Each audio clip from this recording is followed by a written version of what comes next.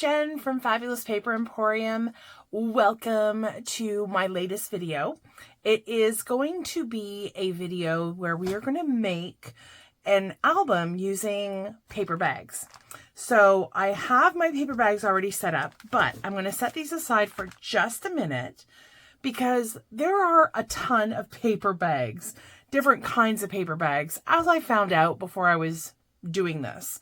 So this isn't my first one, and unfortunately, I think the first one that I did make, I did a bit of a walkthrough. However, I never did a formal tutorial, which I'd always intended, but of course, that's been months now, so I apologize for the tardiness. However, because there's such a variety of paper bags, it is almost impossible for me to tell you what like that there's one way to make this with a specific bag. I'm going to hopefully walk through my process and share that with you so that you can apply it to whatever paper bags you have available to you. So the paper bags that I used for this one were from Michaels. So, and the reason why I decided to go with Michaels is because I feel like that's in Canada and the US.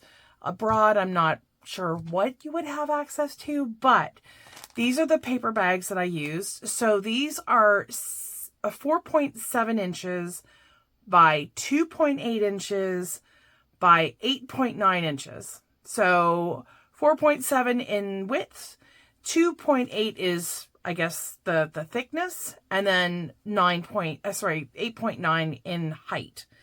So those are the ones that I've used.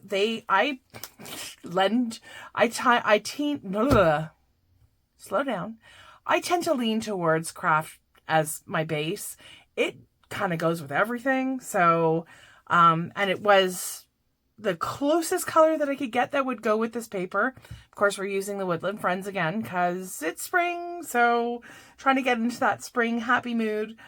So I did pick up these, but they have dark blue, they have this beautiful turquoise, and I picked up a black as well.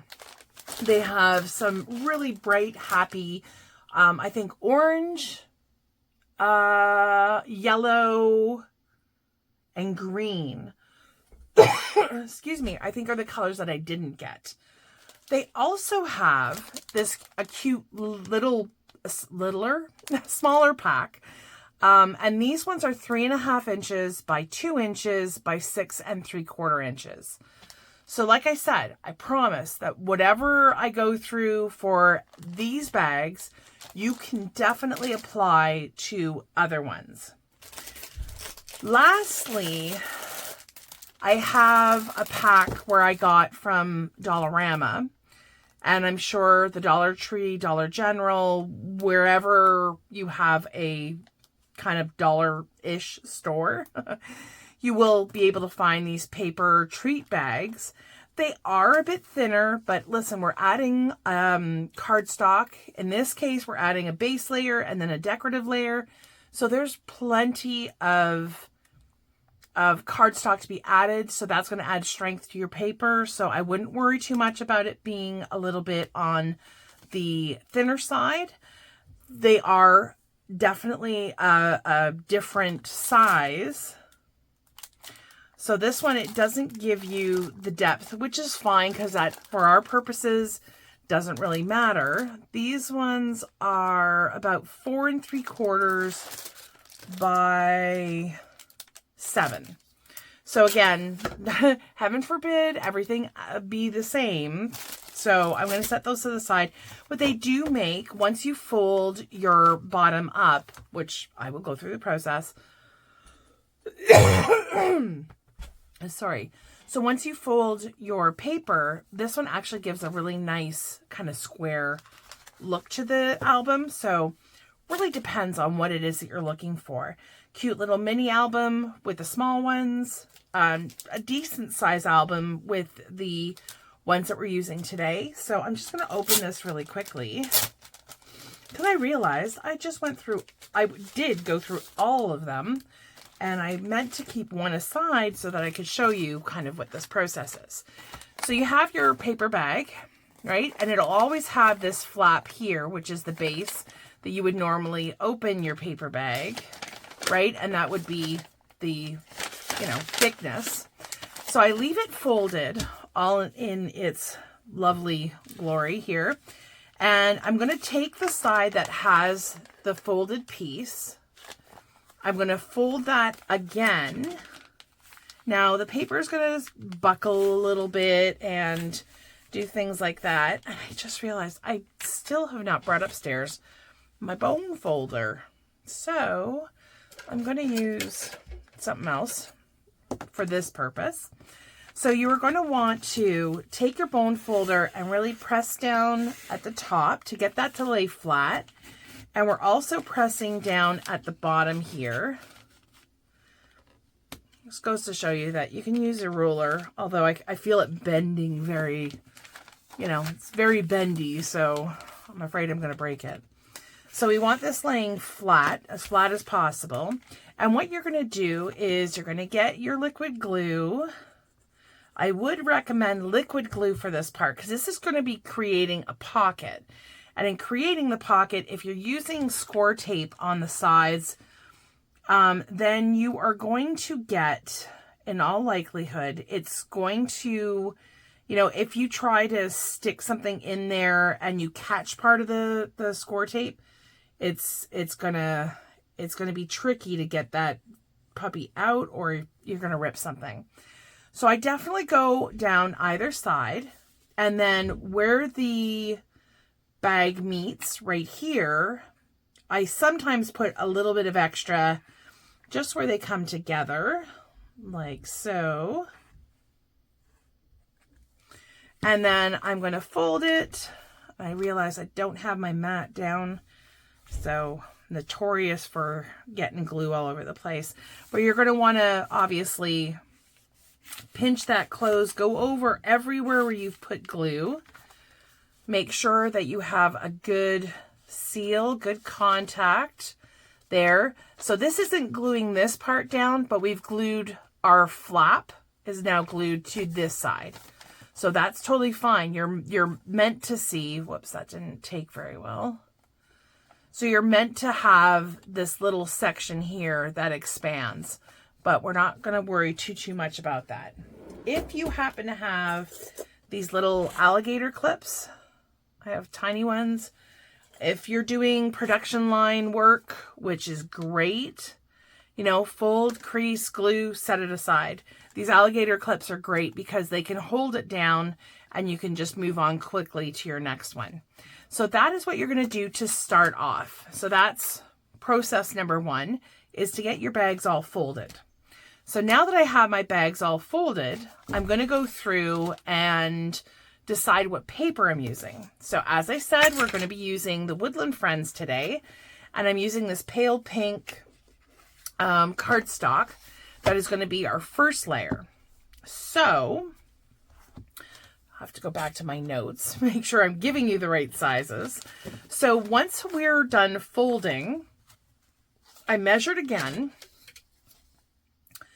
And if I measure this way, I've got 4 5/8 going across, and that is by 6. I called it 6 1/8. And the reason why is because the bags have this kind of like wavy top. I'm going to leave it, but if you wanted to trim it off and make it so that it's a straight edge, you're more than welcome to do that. There is space for you to cut that off. It's maybe 1/16 of an inch or so. But I just measured from there, given the fact that that will be uniform across the board. So, yeah, so we have 4 5/8 by 6 1/8 is that measurement.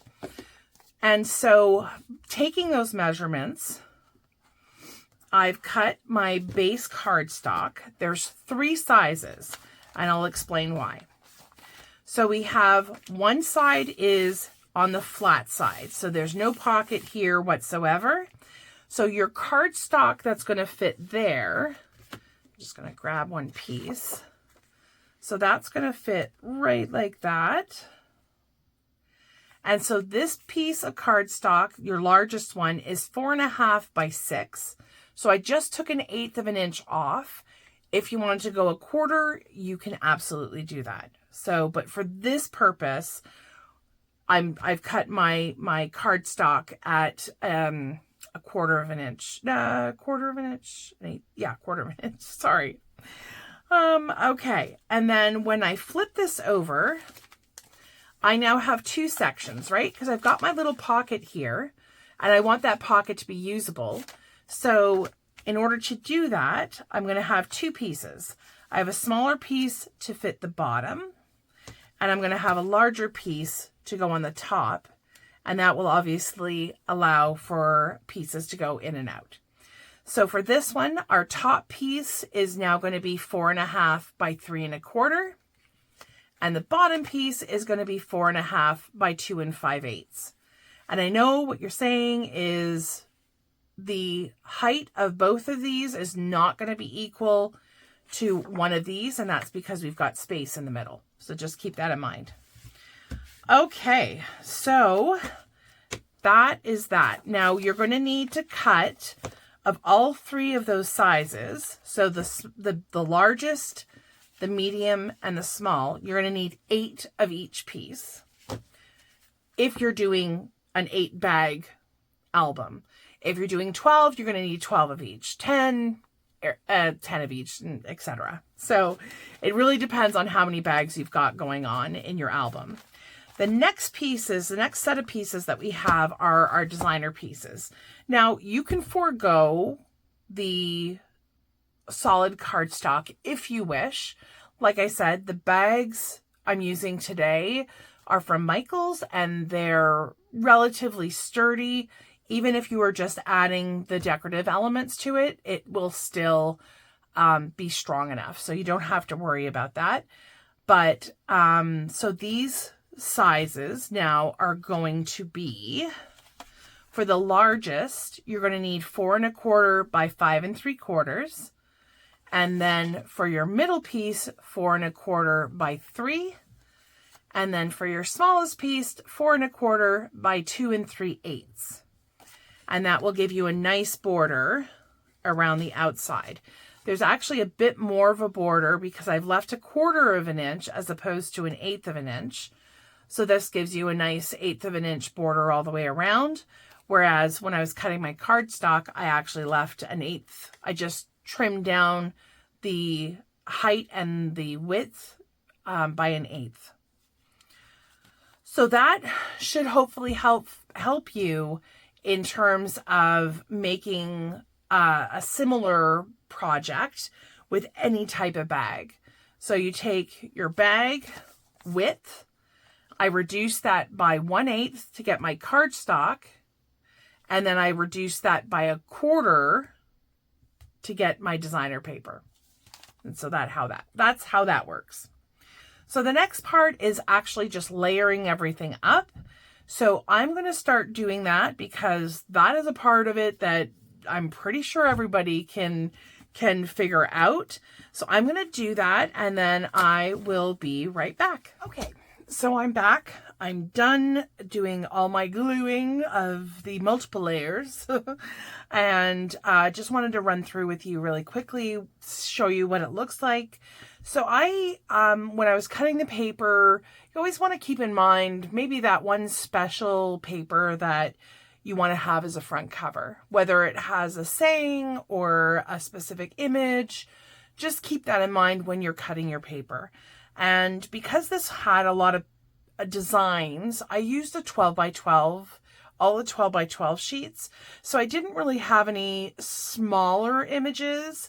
And that's because I didn't want to crack open an 8 by 8. So I just wanted to use what I had. So I decided to go with the 12 by 12.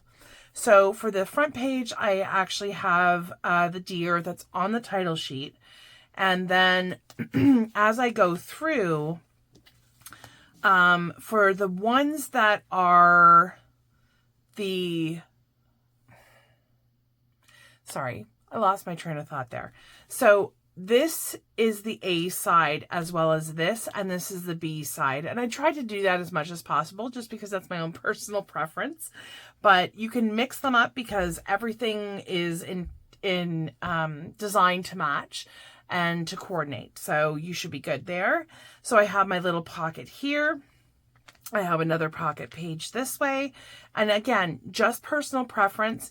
You are going to want to make sure that you have one of the solid pieces on the front, and preferably, I guess, a solid piece on the back. But you don't have to. I suppose there's no rules. You can make your rules up as you go. So if you wanted to have a little pocket on the front or on the back, then you can certainly do that too. So forget my pushing my design aesthetic on you. So anyhow, getting back to this. So that's one sheet. I have my pocket on this side. I have all the pockets are facing each other. Then I have two more solid pieces again. So this is the A side, B side, and then another A side. So I made sure that when I was cutting out the images that I did my best to not leave like a headless squirrel up here. And of course you can only do so much. So I've got these guys here, but no squirrels missing their heads, not at least there. So there are some pages that are just plaids or tone-on tones, and those I think tend to be a little bit more of the cut-apart pages. So you can certainly use those in here as well. And we've got another beautiful scenery here, and again focusing on the little guy here, the little raccoon. That's the B side. Then I've got, this was one of the pages that had the A and B side were both. This one has like the quilted effect, and this one is just kind of a nice little plaid. Then we have our bunnies with our B side, another set of bunnies. And then we have our floral and foliage one with beautiful floral on the back. How you put this together is entirely up to you. So, but now we do have to put it together. We have to bind it in some way. Otherwise it's just loose pages. So I grabbed some of the scrap that I have and put together a bit of a template for me to go by. And what I'm doing here is, this is my train of thought when it came to this. So I cut a piece that is 6 1/8. So this goes from the bottom to the top, and you can see there's ample room for you to cut if you needed to. So now we're going to cut through or punch holes. Now I'm going to let you know there are now several layers to go through. So a regular hole punch like this guy is just simply not going to do the trick. You're going to need to have either the crocodile like I have here or the hand one. I don't have the hand one, but I'm led to believe that it will go through a ton of pieces of paper. If this is a concern, then just omit the cardstock piece. You're still going to need something more than the hand guy. So you're going to have to either get this, the big chomper. I can't remember what it's called. I think that's what it's called. This guy to poke your holes. So basically how I put this, how I figured my hole spacing is this hole is in the middle. It's from top to bottom. It's right in the middle. So it's like 3 1/16. Then I started my hole 1 1/16 from the bottom and 1 1/16 from the top. And then it's about a 1/2 inch in from the edge. So how I'm going to do this is I want to put this right at the bottom and right far to the left. I'm actually going to grab some of my alligator clips just because this way it's less, I have to be, less handsy with it. Means that I can actually lift my hands and take them away. So it's easier to maneuver. So I've got my setting here to a 1/2 inch, and I'm using the bigger one. There's two, I don't know if you can see that. There's two settings. There's the big one and then there's a smaller one. So I want the biggest setting because my idea is to use the rings from a kind of like a binder. I haven't got a clue where I put them. So that is something, you could use ribbon too. You can use, I'm looking for where I put, anyways, I'll find it later. That's okay. The point is now we're going to be punching holes in our, now it doesn't have to be super aligned. I mean, you need to have it in roughly the same place, but because the fitting of the whole album is going to be a little bit less rigid and a little bit more flowy, so to speak, we'll be able to, you're not going to notice it if you're a little bit off with the holes. So I'm going to go through. The ones at the top are a little bit easier to punch. The one at the bottom, because you're going through the double layer for the pocket, is a little bit more challenging. So I'm going to take this off now that we have all of our holes punched. And you may want to take this into consideration as well when you're doing your template. I made the first one that I actually made, my template punched a hole right in my pocket. It doesn't make a difference really, because it works all the same. But if that's something you want to avoid, then just make sure once you've made your template that it will line up and you're not going to hit that top edge of the pocket. So I'm going to go through and I'm going to finish punching the rest of my pages. So how I have this is, so that one is done. I have the rest of mine stacked off to the side in the order that I want to have them. So, because you're going to have to make sure the holes go on the left-hand side. If you start mucking around, then you may end up with your pages out of order.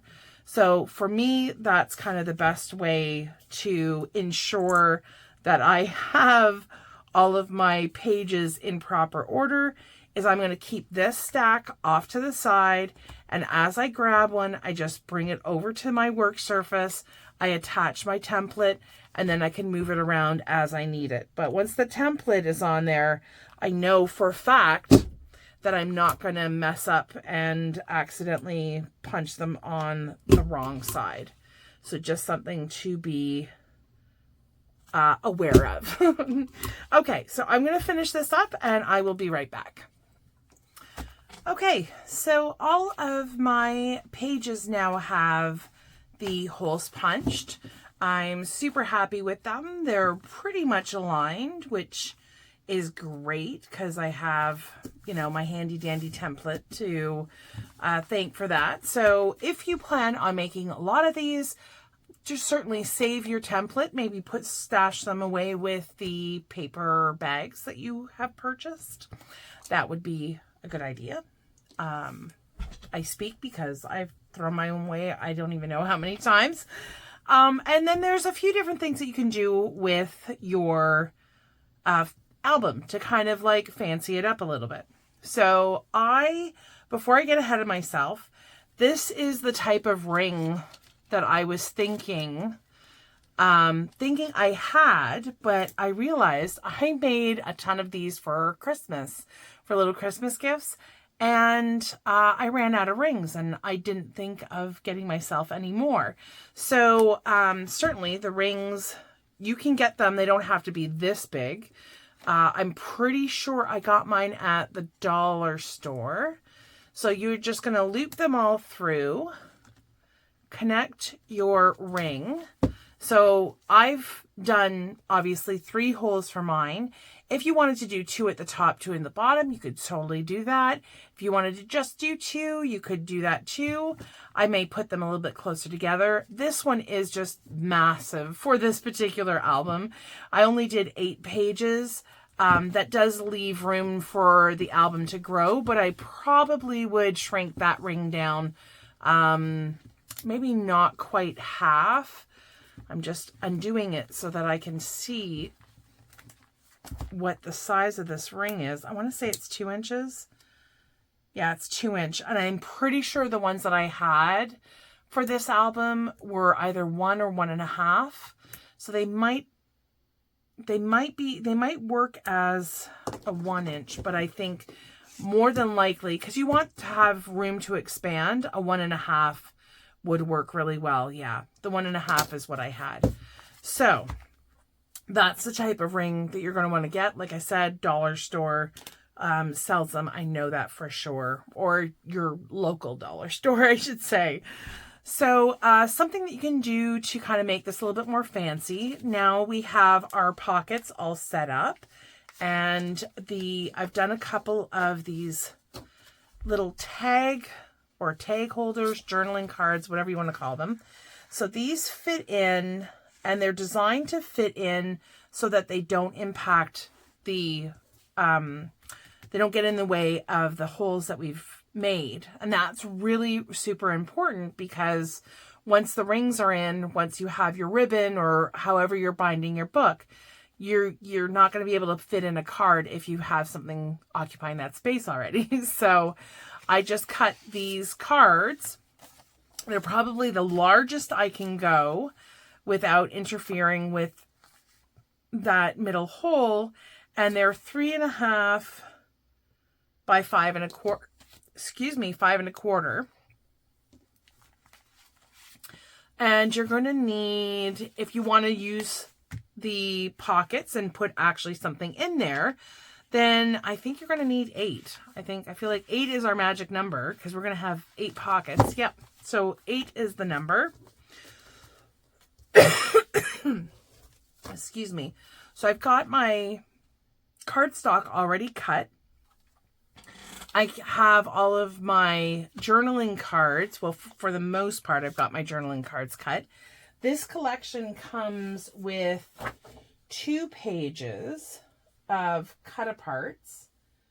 One that I've cut up into, 1,000 pieces, because it really does have that many pieces on the one sheet.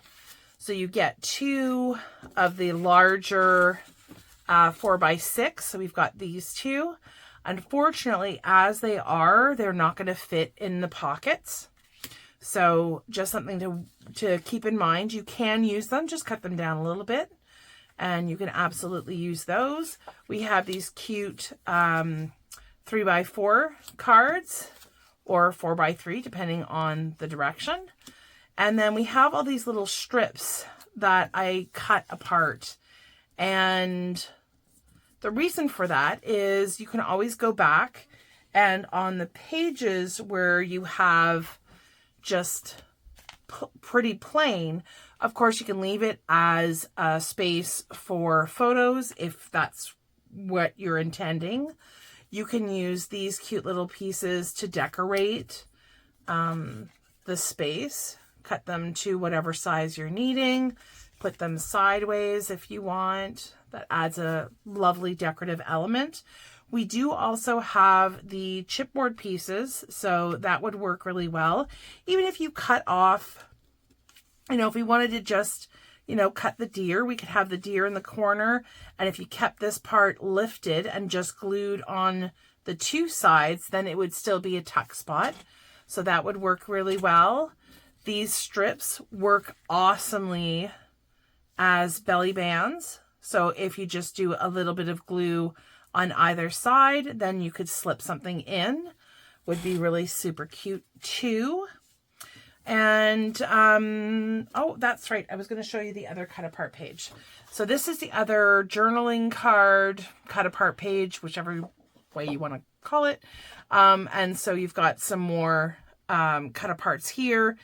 you've got 4 of the 6x4, and then you've got another 4 of the 3x4.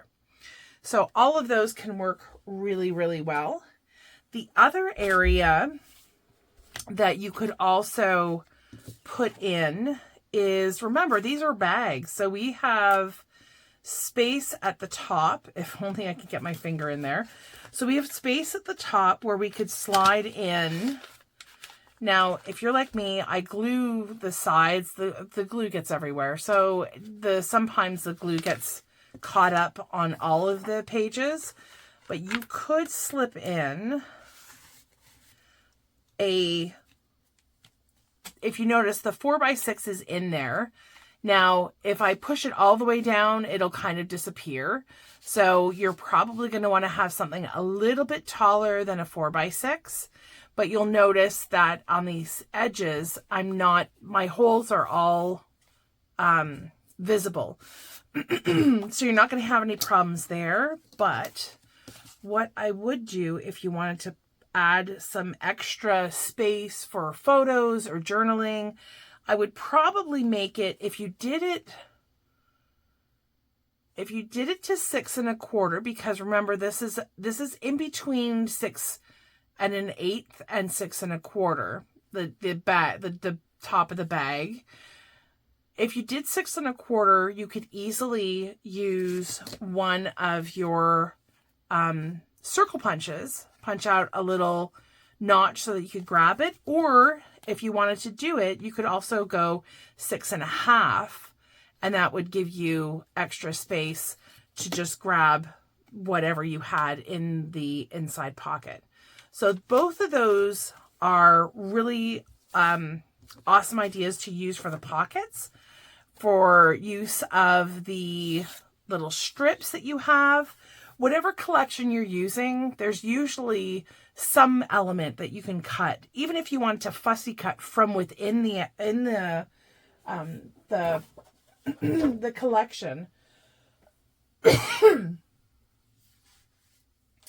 I could take, for instance, this cover page and, maybe fussy cut the owl, or, fussy cut around this grouping of little mushrooms and flowers, fussy cut the flower, whatever you wanted to do, whatever your, however you like to design your cards, your albums. You could certainly, cards or albums? Cards? There was something else I was going to say. Anyways, cards, albums, folios, that's probably the other word I was going to use. You can certainly go through here, add all the decoration that you would like, and make it a fantastic either gift for yourself or gift for somebody you love. Since I don't have any of the... the word for this is, I'm just going to call it a ring, because I don't have any more rings handy. I think for now, I'm just going to take some of this jute or raffia. I'm not sure what to call this.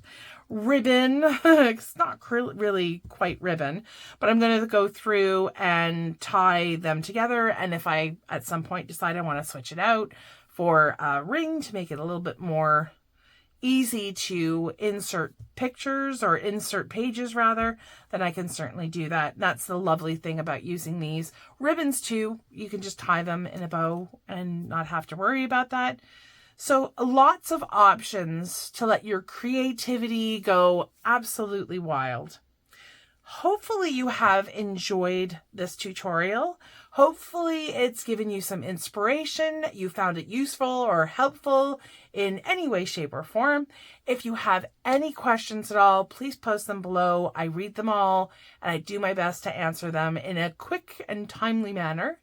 If you haven't already subscribed, I would really appreciate that you consider subscribing by hitting that button at the bottom right-hand corner. That would be absolutely fantastic. I love all of the love I get in return, I guess. I appreciate all the subscribers I have. It's just an amazing community to be part of. And yeah, so that is it for this tutorial. Thank you so much for joining me today. Hopefully you've had a fabulous day. I know I have. If you are interested in any of the products that you've seen here, paper-wise or product-wise, then all the links to my store would be in the description below, as well as all the measurements. So thank you so much for joining me. Have a fantastic rest of your day and stay safe and well. Bye.